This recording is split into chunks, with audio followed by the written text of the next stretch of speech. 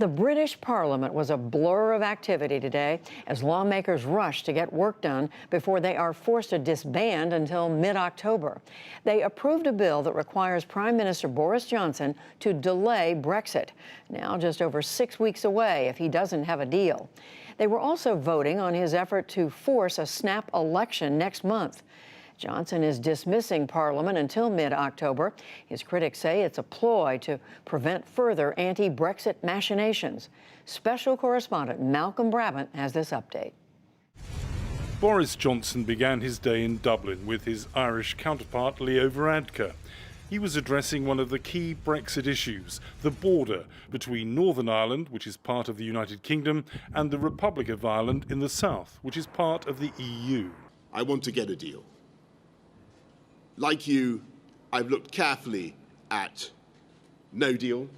I've assessed its consequences, both for our country and yours. And yes, of course, we could do it. The UK could certainly get through it. But be in no doubt, that outcome would be a failure of statecraft for which we would all be responsible. Good morning.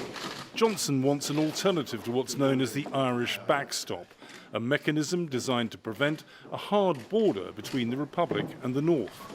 The government in London opposes it because it claims it could keep the UK tied indefinitely to the EU.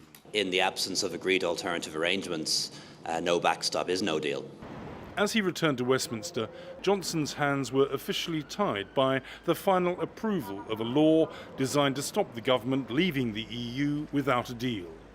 Cabinet members have suggested the Prime Minister may try to circumvent that new law. The bill's author, Hilary Benn, has threatened a legal challenge if that happens. If the government tries not to do what the bill, which will become an act on Monday, says very clearly they have to do, then it provides time to go into court.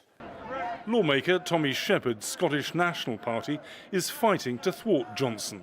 And it really is a case of the lunatics having taken over the asylum here. I mean, the people that seem to be running the strategy in number 10 Downing Street are not playing by the normal rules. At the Institute for Government, historian Catherine Haddon said the current state of British politics is the most chaotic in centuries. Parliament is the creator of law, so for them to even be talking about the idea of, not obeying the law or trying to find ways to disrupt the intention of that law is an incredible situation that we're finding ourselves in. Order! One of the loudest voices of the Brexit campaign will soon be silent. House of Commons Speaker John Bercow promised to step down on October the 31st, the date Britain is scheduled to leave the EU. The reality is he jumped before he was pushed. His departure follows that of Pensions Secretary Amber Rudd over the weekend. She accused the Prime Minister of an assault on decency and democracy.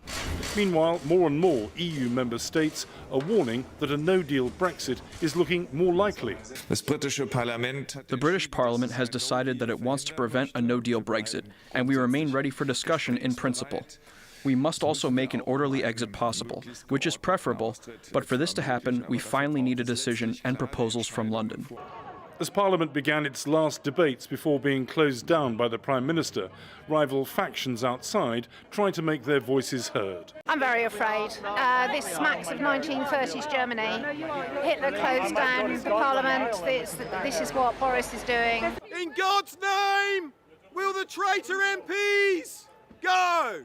This is it. Do or die. We're leaving on the 31st of October. With Parliament shuttered for 5 weeks, Boris Johnson will no longer be distracted by bruising fights in the chamber. Although he's lost his majority, he's still in charge of the country, and now he can concentrate on trying to persuade the EU to give him a Brexit deal. At the same time, his government is stepping up preparations just in case the country does crash out of the EU without a deal. The uncertainty that's hobbling Britain is no closer to being resolved. For the PBS NewsHour, I'm Malcolm Brabant in London.